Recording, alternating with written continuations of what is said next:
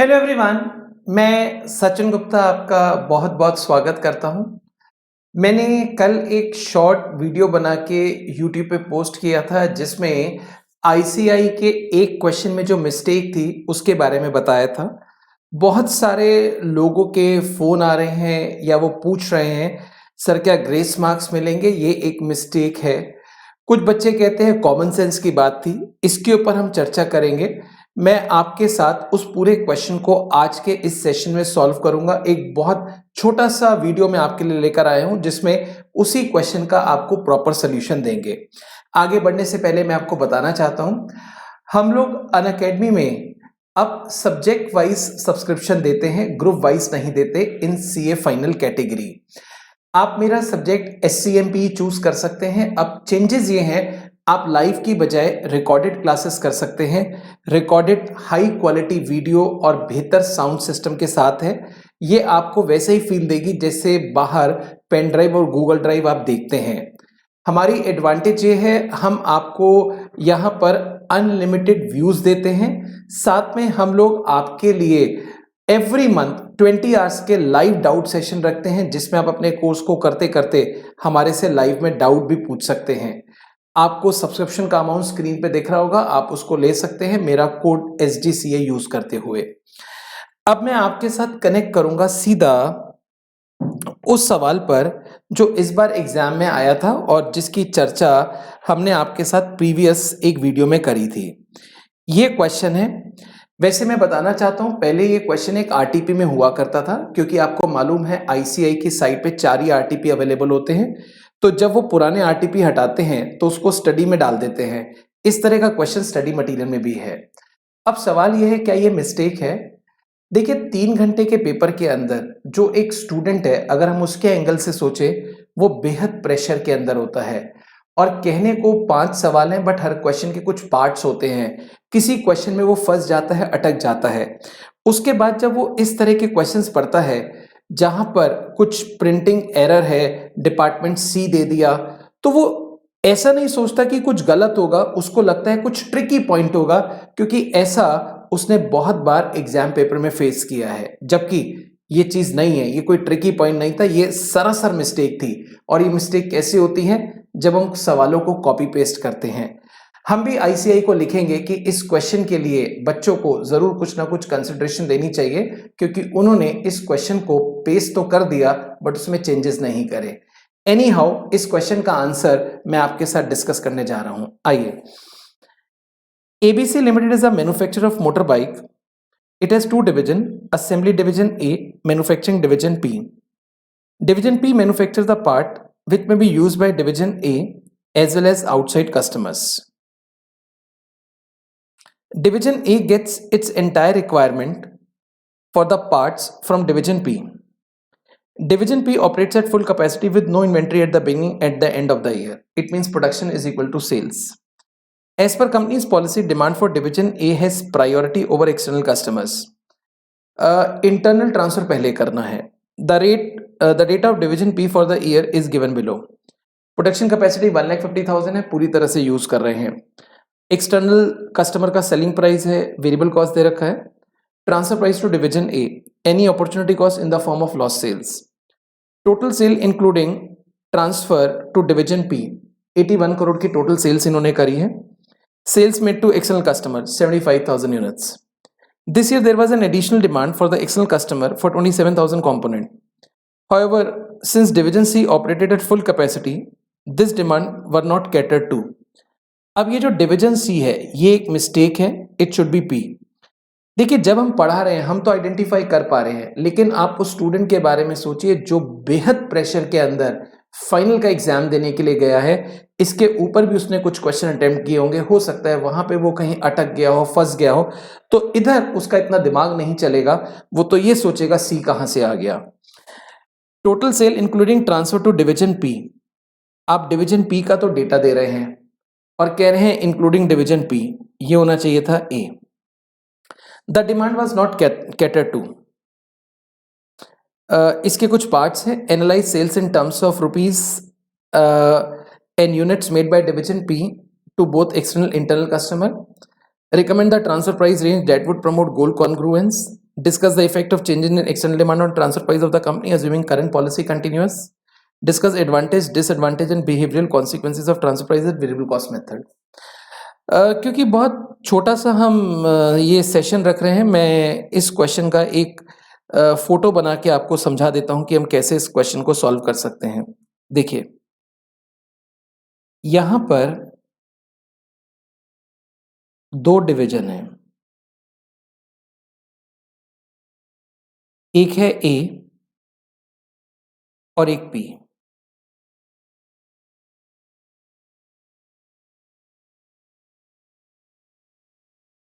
ये manufacturing division है, ए assembly division है। ये बाहर भी बेचता है, अंदर भी बेचता है। जब ये बाहर बेचता है तो सेलिंग प्राइस है 6000, जो वेरिएबल कॉस्ट है वो 4125 है। इसकी कैपेसिटी 1,50,000 की है, 100% यूज हो रहा है। ये लोग बाहर सेल करते हैं 75,000, इसका मतलब इंटरनल भी 75 बेचते हैं, कोई ओपनिंग क्लोजिंग स्टॉक नहीं है, प्रोडक्शन और सेल्स बराबर है। 81 करोड़ की टोटल इन्होंने सेल करी है। अब हमें बताना है इनका unit wise amount wise sale कितना है। इनके पास एक कस्टमर आया, उसने 27,000 यूनिट्स मांगे, इन्होंने मना कर दिया, नहीं हम नहीं दे सकते। क्यों? क्योंकि हमारे पास क्वांटिटी नहीं है, हमें इंटरनल ट्रांसफर करना है, पहले इंटरनल फुलफिल करना है। आइए एक बार यहां पे समझते हैं। Division P,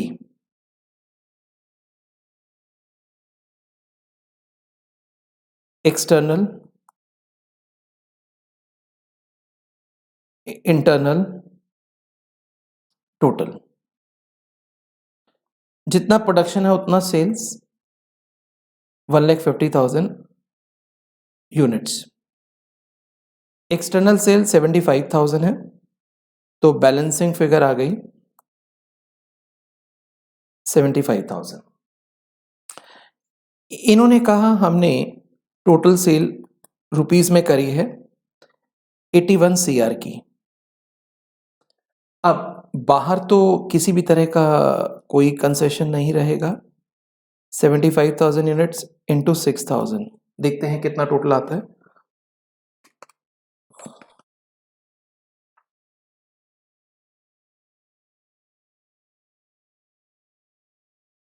$45 crore.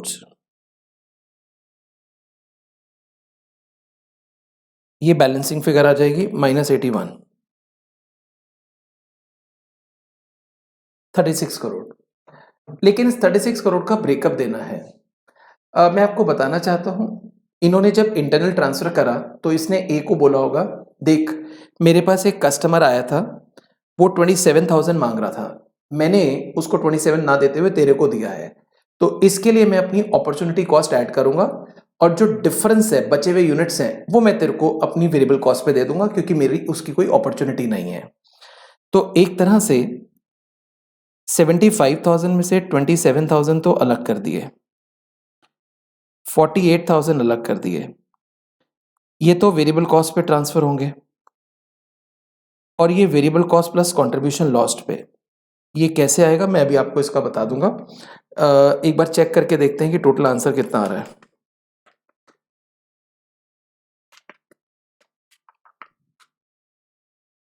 अ, 36 करोड़ आंसर आ गया। ये 6,000 कैसे आया? Variable cost plus contribution lost 4125। अगर 6,000 में से 4125 माइनस करते हैं तो कितना आंसर आता है? 1875। तो आप देख सकते हैं ये टोटल 6,000 आ गया है। तो जो 27,000 है उसका तो प्राइस लगेगा 6,000 और रेस्ट की कोई अपॉर्चुनिटी नहीं है, he will charge equals two variable cost. Question का फर्स्ट पार्ट तो ये था, ब्रेकअप हमें देना था। सेकेंड पार्ट इस क्वेश्चन का क्या था? Recommend transfer price range that would promote goal congruence between division A and B. आपको ट्रांसफर प्राइस बताना है, बट वो गोल कॉन्ग्रुएंस के एंगल से बताना है। Minimum TP, maximum TP, minimum TP, maximum TP. अब यहां पे दो ट्रांसफर प्राइस हम बताएंगे। डिवीजन पी ए को 75,000 दे रहा है फॉर 48,000 यूनिट्स फॉर 27,000 यूनिट्स। जब मिनिमम ट्रांसफर प्राइस बताते हैं तो एक तो उसमें वेरिएबल कॉस्ट लेते हैं, वेरिएबल कॉस्ट प्लस अगर कोई फिक्स कॉस्ट एडिशनल लग रही है इस इंटरनल ट्रांसफर की वजह से तो वो लेते हैं, वो तो लग नहीं रही, प्लस अगर कोई कंट्रीब्यूशन लॉस्ट है तो वो लेते हैं। 48,000 की तो स्पेयर कैपेसिटी है, उसके लिए कोई कंट्रीब्यूशन लॉस्ट है ही नहीं, इसके लिए है 1875 और मैक्सिमम टीपी जो है वो आप जानते हैं जो बाजार का प्राइस है उससे ज्यादा नहीं हो सकता, 6,000। तो जो रेंज निकल कर आ रही है वो 4125 से 6,000 के बीच में आ रही है और जो नेक्स्ट है वो 6,000 से 6,000 के बीच में आ रही है। वैसे मैक्सिमम टीपी जो होता है वो नेट मार्जिनल रेवेन्यू या external bought in price whichever is less के अकॉर्डिंग निकालते हैं। नेट मार्जिनल रेवेन्यू का डिटेल हमें दे नहीं रखा, एक्सटर्नल बॉट इन प्राइस 6,000 होगा क्योंकि डिवीजन पी बाहर 6,000 में बेच रहा है। तो आप कह सकते हैं जो ट्रांसफर प्राइस रेंज है वो 4125 से 6,000 तक है, लेकिन जो 27,000 यूनिट्स हैं उनका 6,000 will be the transfer price. अब discuss the effect of changes in external demand on the transfer price of the company assuming current policy continuous। देखिए, जैसे ये कंपनी की कैपेसिटी है 1,50,000 की, ये 75,000 है। अगर हमारी एक्सटर्नल डिमांड 75,000 यूनिट्स या उससे कम होती है तो ऐसे में जो ट्रांसफर प्राइस रहेगा वो 4125 रहेगा। लेकिन अगर एक्सटर्नल डिमांड 75,000 को क्रॉस कर गई तो हमारा जो एवरेज ट्रांसफर प्राइस है वो बढ़ना शुरू हो जाएगा। कैसे, आप जरा सुनिएगा। मान लीजिए एक्सटर्नल डिमांड 75,000 से बढ़ के 80,000 हो जाती है, तो इस केस में जो 5,000 है उसका ट्रांसफर प्राइस तो 6,000 होगा और जो रेस्ट 70,000 है उसका 4125 होगा। लेकिन मान लीजिए एक्सटर्नल डिमांड 75,000 से बढ़कर 1 लाख हो जाती है, तो 75,000 1 लाख के बीच में डिफरेंस कितना है, 25,000 यूनिट्स का। उसका ट्रांसफर प्राइस होगा 6,000 और 1 लाख के ऊपर जितने भी यूनिट्स हैं वो वेरिएबल कॉस्ट यानी कि 4125 पे जाएंगे। हम इसको ऐसे कंक्लूड कर सकते हैं, अगर external demand any how 75,000 unit से कम है तो ट्रांसफर प्राइस 4125 होगा, बट जैसे वो 75,000 को क्रॉस करेगा तो एवरेज ट्रांसफर प्राइस बढ़ना शुरू हो जाएगा। मैक्सिमम ट्रांसफर प्राइस 6,000 होगा जब एक्सटर्नल डिमांड 1.5 लाख यूनिट तक पहुंच जाएगी। ऐसे में कंपनी के पास कोई कैपेसिटी नहीं होगी, वो अपनी एक्सटर्नल डिमांड को छोड़कर इंटरनल ट्रांसफर करेगी। सो मैक्सिमम टीपी 6,000 होगा अगर एक्सटर्नल डिमांड 1,50,000 को टच कर जाती है या उसको क्रॉस कर जाती है। एक लास्ट जनरल पार्ट है, discuss the advantage, disadvantage and behavioural consequences of transfer price at variable cost. अगर कोई डिवीजन वेरिएबल कॉस्ट पे ट्रांसफर करता है तो इसका एडवांटेज क्या है। अगर आप रेसिपिएंट डिवीजन के हिसाब से देखिए तो उसकी परफॉर्मेंस कितनी बेहतर इवेल्युएट हो सकती है।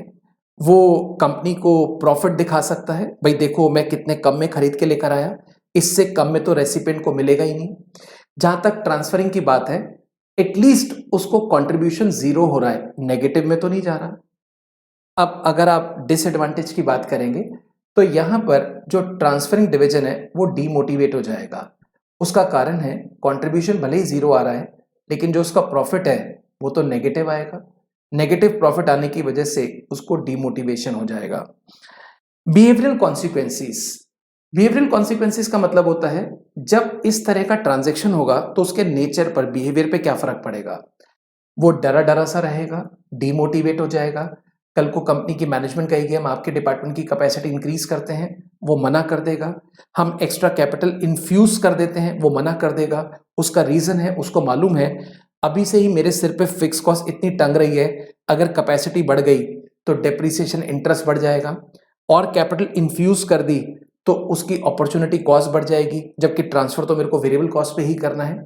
सो ऐसे में वो रेसिस्टेंस दिखाएगा अपने डिवीजन की डेवलपमेंट के ऊपर। वो कभी भी नहीं चाहेगा कि मेरे डिवीजन की कैपेसिटी इंक्रीज हो या उसके अंदर कैपिटल इन्फ्यूज हो, and every time he will feel like a demotivated. तो ये इसका एक आंसर था। एक शॉर्ट वीडियो के अंदर मैंने इसको दिया है। हम आने वाले कुछ दिन के अंदर और बाकी के जो क्वेश्चंस हैं उनके सॉल्यूशंस भी आपको देते रहेंगे। आज के लिए इतना ही। Thank you very much. Take care yourself. Bye bye.